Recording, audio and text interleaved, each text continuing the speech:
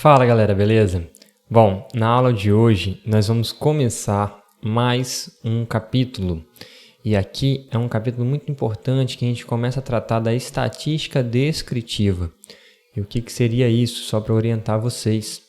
Então, a gente vai ver a sequência da seguinte forma. A gente vai ver distribuição de frequência e seus gráficos.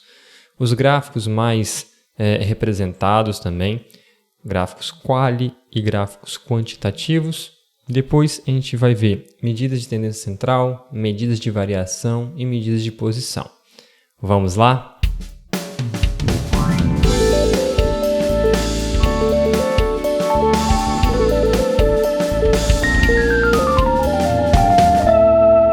Então, para começar o capítulo, eu trago a seguinte situação. Todo ano, o site de negócios Forbes.com publica uma lista das mulheres mais influentes do mundo. Então, dentro dessa lista ali, ela tem as categorias. Elas podem estar distribuídas em bilionários, negócios, estilo de vida, moda, organizações sem fins lucrativos, política, tecnologia. E em 2012, a primeira-dama Michelle Obama, ela ocupava a 7ª posição. Bom, a pergunta aqui é o seguinte: como eu consigo organizar e classificar esses dados? Então, é a base da estatística. Depois, a gente vai ter outras informações a respeito disso, como calcular média, como calcular mediana, variação, desvio padrão. Mas a ideia inicial é como que eu consegui obter essa frequência, ou seja, as respostas que eu obtive, e depois eu classifiquei a Michelle Obama na 7ª posição. Então, aonde a gente está nesse momento? Então, geralmente os pesquisadores eles trabalham com dados amostrais, a fim de analisar a população.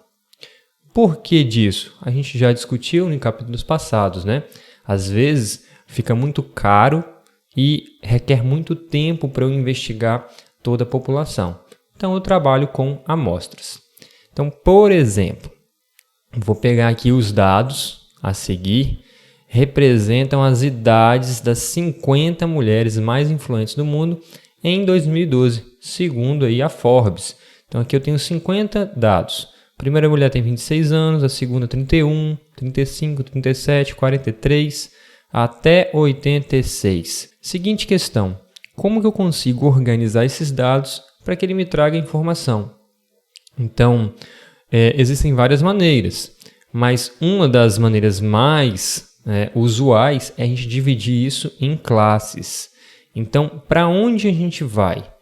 Aonde a gente vai é aprender maneiras de organizar e descrever esses conjuntos de dados. Uma das maneiras é organizar em distribuição de frequência. Então, aqui eu tenho esses dados brutos, Igual eu vi lá, 50 dados, e eu não consigo ver um padrão ou uma característica especial. Mas quando eu divido ele em classes, o que seria isso, professor? A gente vai ver mais lá na frente, mas só adiantando. É pegar aqui, a minha menor idade foi 26, então eu vou fazer uma classe que eu vou subindo aqui de 8 em 8, de 26 a 34, quantas mulheres têm essa idade? Aí eu fui lá e vi que dentro dos meus dados existem 2 mulheres. Então essas 2 mulheres aqui, ela é a minha frequência. E aí eu posso fazer até o final, até a minha última idade. Eu já começo a enxergar aqui uma característica especial. Por exemplo, a maior frequência que eu tive aqui de idade foi entre 53 e 61. Posso também calcular a amplitude, ou seja, eu pego o meu maior valor que eu tive lá de idade, que foi 86, e subtraio pelo menor valor, ou seja, a minha amplitude aí é de 60 anos. E com isso eu posso descobrir média e outras coisas. Por enquanto, a gente vai analisar só a distribuição de frequência. E depois que a gente analisar a distribuição de frequência, a gente vai aprender a construir um gráfico chamado histograma. Tá certo? Esse gráfico ele é importantíssimo e ele vai ser uma das bases também da estatística, tá bom? Então é isso, galera. Uma das maneiras mais importantes também dessa disciplina é aprender a fazer tabelas. Por quê? Então, o objetivo da estatística é sintetizar os valores que uma ou mais variáveis podem assumir. Para a gente ter uma visão global, a gente precisa de organizar isso. A gente pode organizar de forma gráfica, mas a forma gráfica ela precisa vir de uma tabela. Então, construindo uma tabela bem feita, a gente consegue ter uma visão geral do que a gente está querendo pesquisar. Bom, então, o que eu trago aqui para vocês? Eu trago a forma que a gente tem que construir uma tabela. Então, uma tabela ela precisa de ter o corpo, né? Então, eu até coloquei aqui que é o conjunto de linhas e colunas que contém informações sobre a variável de estudo. Por exemplo, eu coloquei aqui, média de anos de estudo das pessoas de 10 anos ou mais de idade no Brasil, no período de 2003 a 2007. Então, eu tenho aqui, o corpo 2003, 2004 até 2007.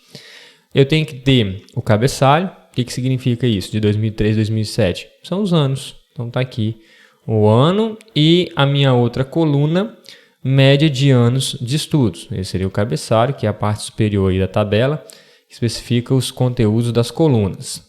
A coluna indicadora, né, que é parte da tabela que especifica o conteúdo das linhas, que eu já falei aqui também, só com um outro nome.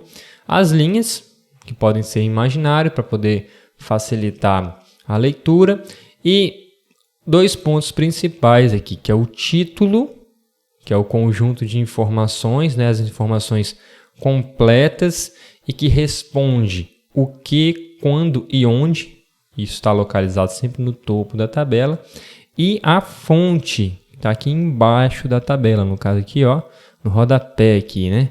A fonte aqui é o IBGE. Bom, essas são as características para você construir, né, a formatação aí de uma tabela. Eu trago aqui alguns exemplos de tabela. Então, eu tenho aqui, a tabela 1, rebanhos brasileiros, efetivo nos estabelecimentos agropecuários em 2006. Então, aqui eu tenho as espécies, quantidade 1.000 cabeças. Aí eu tenho aqui bovinos, bubalinos, aves, suínos, ovinos, caprinos. Por exemplo, suínos aqui, 31.949. E aí, cada um eu tenho um valor. O que eu posso depois construir isso? Depois eu posso construir gráficos a partir dessa tabela. Mas então aqui eu tenho um tipo de tabela. Aqui eu posso ter produção de aves no Brasil de 1991 a 93.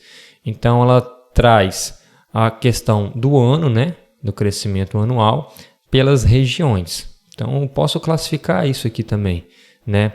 A primeira era uma série categórica e essa segunda aqui ela é uma série conjugada porque eu estou trazendo ano e região e a gente pode dizer que ela tem uma dupla entrada, né? Por ter essas duas variáveis. Bom, uma outra tipo de tabela também é a tabela de contingência, muito usada na área da saúde. Então aqui a gente tem sempre um grupo controle, fumou no início da gravidez? Sim ou não? E o grupo etário, ok? De 13 a 20 anos, de 21 a 30. E aí aqui a gente consegue fazer toda a estatística aqui envolvida, tá? Bom, existem outros exemplos de tabela, mas essas 3 aqui já dá para ter uma ideia de como que é construir uma tabela, tá certo? Bom, então a gente vai começar agora a distribuição de frequência e seus gráficos. Então, o que eu devo aprender aqui? Que eu tenho algumas contribuições que eu posso passar para vocês. Primeira, como construir uma distribuição de frequência, incluindo limites, pontos médios, frequências relativas, frequências acumuladas e os limites reais aí, ou da fronteira. Como construir o histograma, que se você construiu a distribuição de frequência, o histograma ele vem de bandeja, né? Então, se eu construir o histograma, eu também consigo construir o polígono de frequência e os gráficos aí de ogiva. E, por fim, os gráficos de barras, setores, pictograma, dentre outros que a gente vai ver aí, tá certo? Então, a distribuição de frequência a gente pode associar da seguinte forma. A gente tem um conjunto de dados, ele tem vários valores ali, né? E a gente não consegue observar um padrão. Então, eu associei aqui ao quebra-cabeça desmontado. Eu sei que eu tenho alguma informação, mas ela está toda dispersa. Mas na hora que eu monto, aí eu consigo ver a imagem. É da mesma forma que na distribuição de frequência. Meus dados brutos estão todos ali espalhados.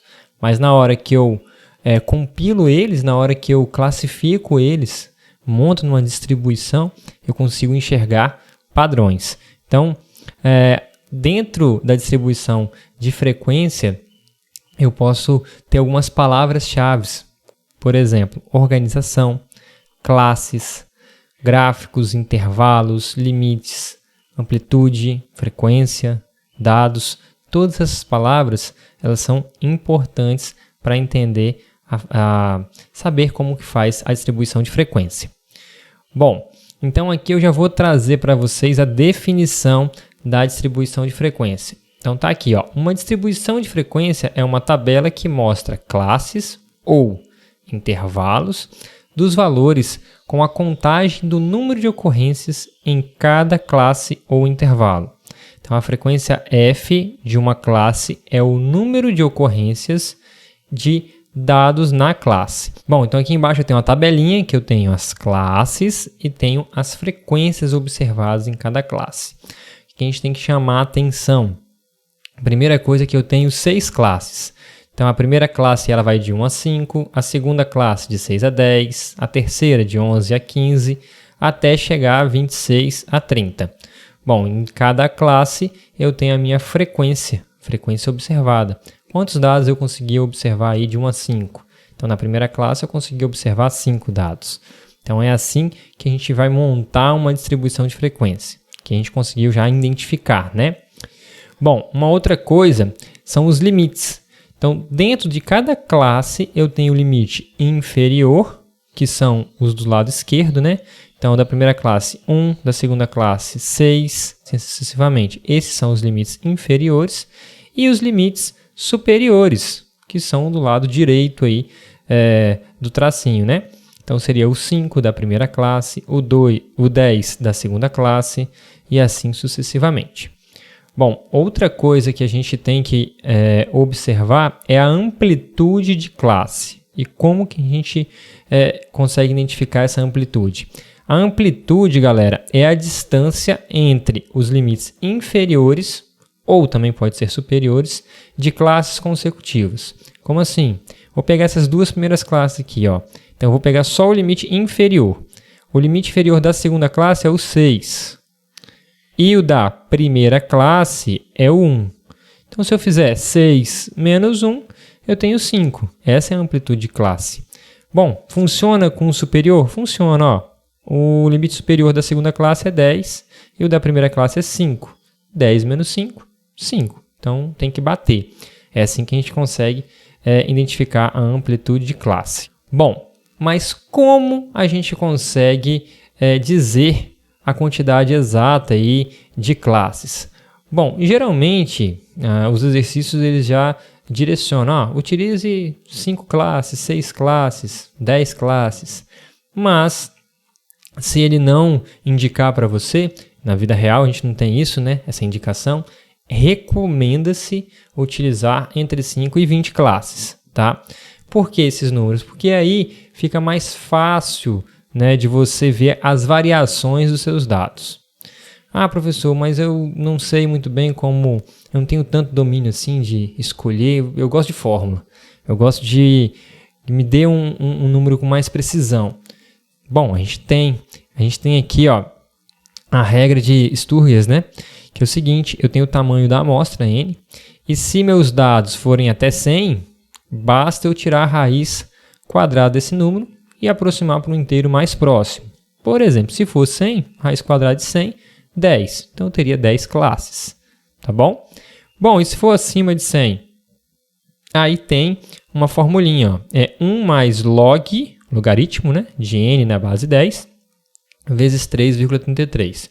E sempre procurar um inteiro mais próximo, tá bom? Então, essa regrinha aqui é uma maneira de você encontrar a classe e sempre tentar deixar aí entre 5 e 20, tá certo? Bom, agora eu quero que vocês tenham atenção, porque eu estava falando de amplitude de classe para vocês.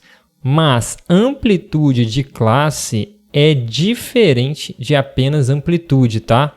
Então gravem isso. E eu vou explicar a diferença aqui para vocês.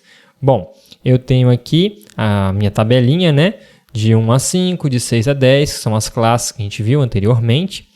E aí eu quero descobrir a amplitude de classe. A gente viu, a gente pega aí a segunda classe, né, o 6, o inferior, menos o 1 da primeira classe. E aí subtraio os dois e eu tenho 5. Beleza, 5 aí é a amplitude de classe. Agora, a amplitude mesmo, apenas amplitude, é o seguinte, eu tenho vários dados. E aí, dentro desses dados aí, o meu maior valor é o 29. E o meu menor valor é o 1, dentro desse conjunto de dados aí. Então, eu pego e faço o quê? Subtraio 29 menos 1 é 28. Isso daqui é apenas amplitude, tá bom? Apenas amplitude. Então, fica aí observado a diferença da amplitude de classe e apenas amplitude. Bom, galera, eu vou mostrar para vocês algumas instruções, vou só indicar, depois vocês leem aí, que é para vocês construírem a distribuição de frequência com base nos conjuntos de dados. Então, são 5 etapas, vou fazer com vocês, deixei descrito aqui, vou apenas sugerir como que a gente faz e a gente já vai logo para a mão na massa. Então, a instrução A, decida o número de classes para serem incluídas na distribuição de frequência, de 5 a 20. Depois, encontrar aí a amplitude de classe, determinar a amplitude dos dados e fazer essa divisão aí da amplitude pelo número de classes, e aí fazer um arredondamento. Depois disso, etapa C, encontrar os limites de classe, inferior e superior. Depois disso, fazer uma marca de contagem para cada registro na linha da classe apropriada. Isso aqui para a gente não se perder, tá? Se você consegue ir contando sem marcar os dados, pode fazer, mas se você vai riscando ali, você acaba não se perdendo, para não colocar em classes diferentes. Depois que você fez essas marcas, você conta quantas tem e aí coloca lá a frequência absoluta, né, de cada classe, tá certo? Vamos fazer esse exemplo aqui que vocês vão aprender facinho. Então, exemplo 1. Construindo uma distribuição de frequência com base em um conjunto de dados.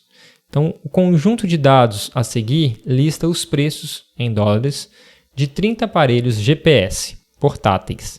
Construa uma distribuição de frequência com 7 classes. Opa, ele já falou que quer 7 classes. Então, não preciso de usar aquela regrinha, tá? Porque ele já me indicou. Bom, aqui eu tenho 30 dados. Então, vou ler alguns aqui para vocês. 128, 100, 180, 150 e o último lá, 190.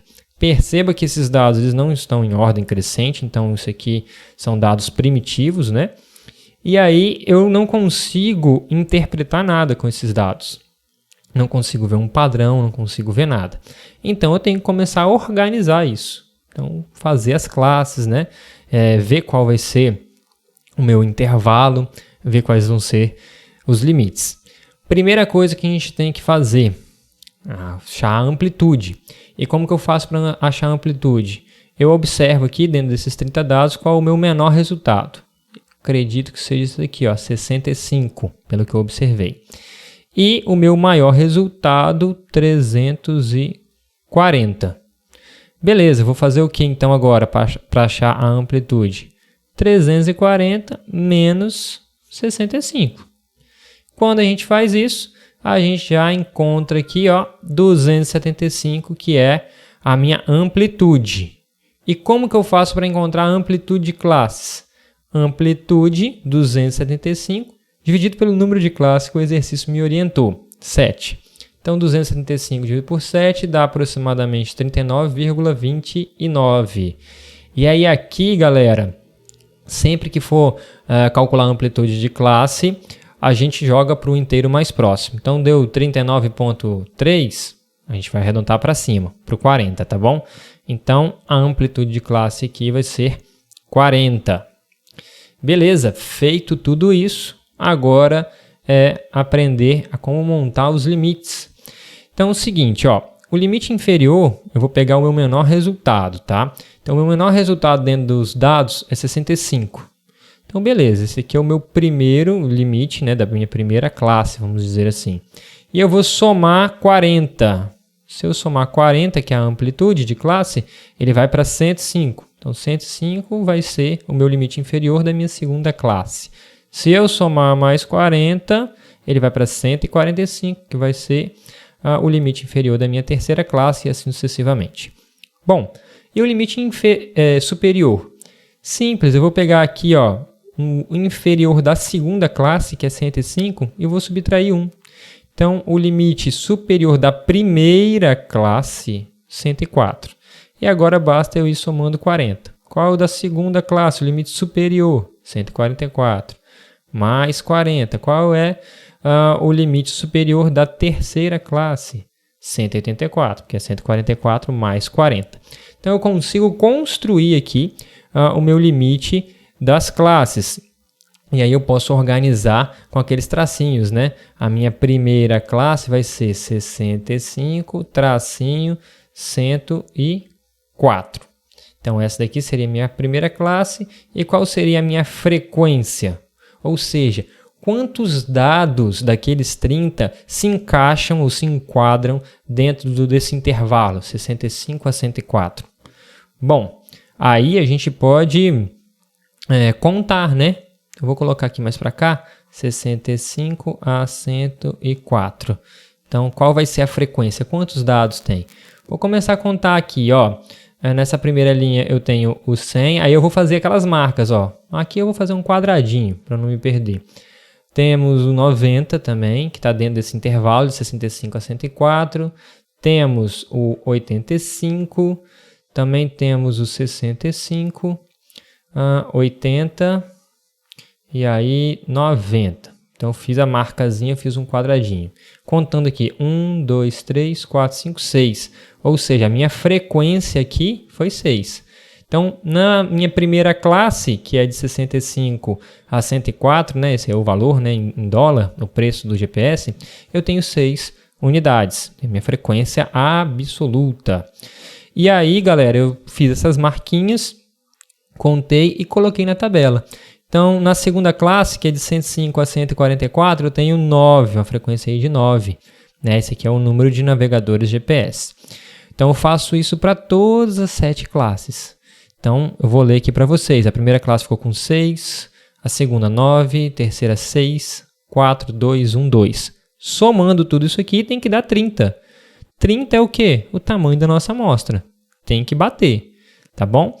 Então, assim que a gente constrói uma distribuição de frequência, beleza? Bom, aqui eu tenho que deixar claro para vocês a simbologia que a gente está utilizando.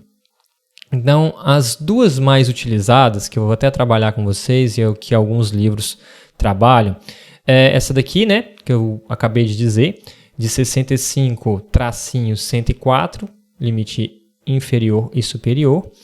Mas também a gente pode utilizar a barrinha. O que acontece? 65 a 104 está ali, né? Mas se eu incluir, por exemplo, a barrinha, geralmente a gente faz assim, ó. 65 a 105 é a primeira classe, 105 tracinho, 145 a segunda.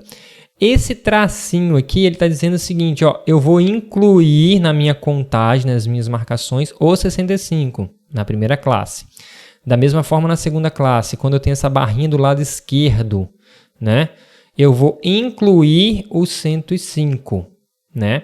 Então, perceba, na primeira classe eu não coloquei essa barrinha aqui do lado direito, porque senão pode acontecer um conflito. Eu vou contar o 105 na primeira classe, mas então não posso contar ele na segunda. Então, temos que observar essa barrinha, ela indica inclusão do número ou não. Bom, as duas mais utilizadas, dois tipos de tabela, vamos dizer assim, ou simbologia, utilizadas são essas duas aqui. A primeira que eu acabei de falar e essa segunda com a barrinha do lado esquerdo, tá, gente? A barrinha significa inclusão daquele número, né? Podemos ter também do lado direito, não é muito usual, mas podemos ter. Então, eu não incluo o 65, mas incluo o 105. Da mesma forma, na segunda classe, eu não incluo 105, mas incluo 145. Ou também a quarta forma aqui é quando tem a barrinha do lado direito e do lado esquerdo. O que isso indica? Que eu vou incluir o 65 e vou incluir o 105. Mas isso daqui não é tão coerente, porque se a gente observar a primeira classe com a segunda, ela vai ter uma contagem duplicada, o 105 aqui e 105 aqui. Então não costuma utilizar esse tipo, tá? Costuma-se utilizar essas duas barrinhas aqui do lado esquerdo e direito para você fazer um fechamento. Por exemplo, deixa eu voltar aqui nos meus dados. Vamos supor aqui dentro dessa tabela aqui de dados de 30 resultados que eu tivesse o 344, que foi o último aqui da minha classe, né? O limite superior. Então, eu poderia fazer o quê? Eu poderia colocar uma barrinha aqui só nesse último, para poder fazer o fechamento e incluir esse dado aqui nesse última classe. Poderia fazer, tá bom? Então, isso aí é uma simbologia e é importante vocês entenderem essa simbologia. Professor, qual que você mais vai utilizar? Essa primeira aqui ou essa segunda aqui, tá bom? Bom, algumas características que eu tenho que dizer para vocês que eu também gosto de fazer logo quando eu estou calculando a distribuição de frequência. As características adicionais seriam o quê? Calcular o ponto médio das classes, calcular a frequência relativa, a frequência acumulada de cada classe. Isso é o que a gente já vai fazer. Quando a gente começa a construir a distribuição de frequência, é importante a gente já ter essas medidas aí em mãos, porque vai facilitar a construção de outros gráficos, tá bom? Bom, mas o que é ponto médio, frequência relativa, frequência acumulada? Galera, é bem simples. Ponto médio aí de uma classe, basta eu somar a inferior mais a superior e dividir por 2. Então, é como se eu estivesse pegando o 65 mais o 104 e tudo isso eu vou dividir por 2. Esse aqui é o ponto médio. Daria o quê? 84,5. Esse aqui seria o ponto médio, tá bom? O que seria, então, agora frequência relativa? Muito simples também. Se eu observar, a minha frequência absoluta da minha primeira classe é 6. Volta lá, ó. Vamos voltar aqui para ver. Não é 6? 6. Então, eu vou pegar esse 6 aí e vou dividir pelo número de dados que eu tenho. 30. Então, aqui é como se eu tivesse 0,2, ou seja, 20%.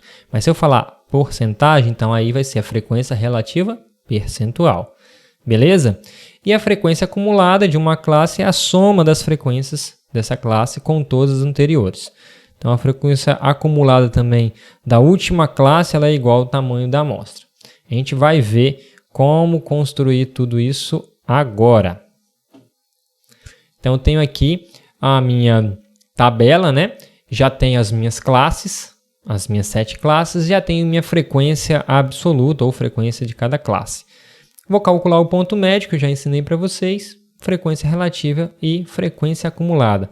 Ponto médio, muito simples, pega o 65, soma com 104 e divide por 2.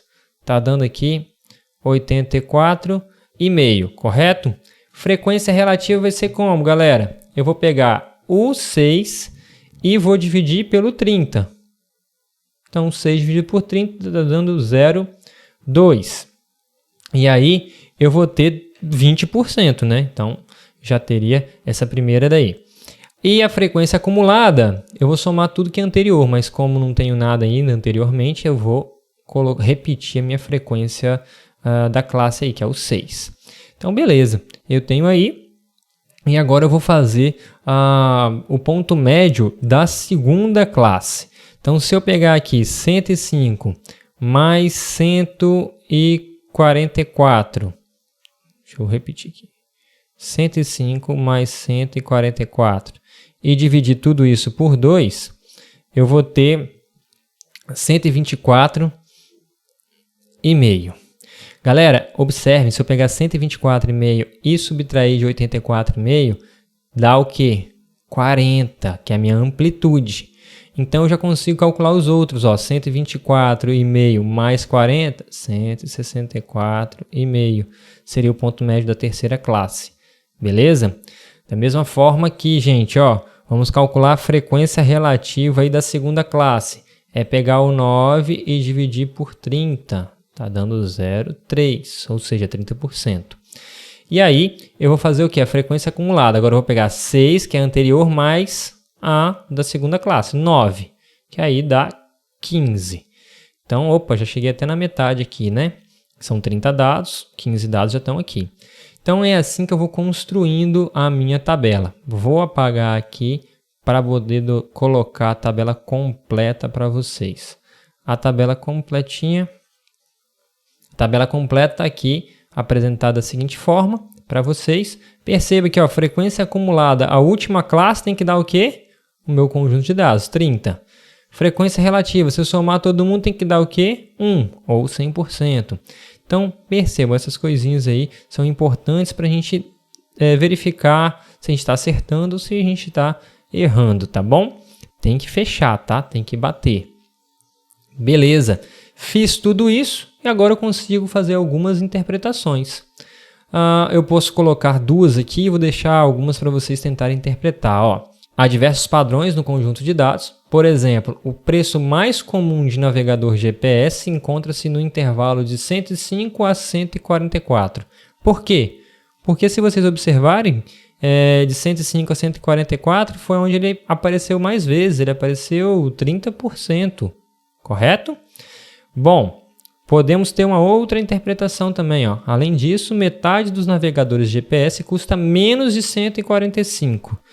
Ó, metade, a gente chegou no metade aqui, né? 15 na frequência acumulada.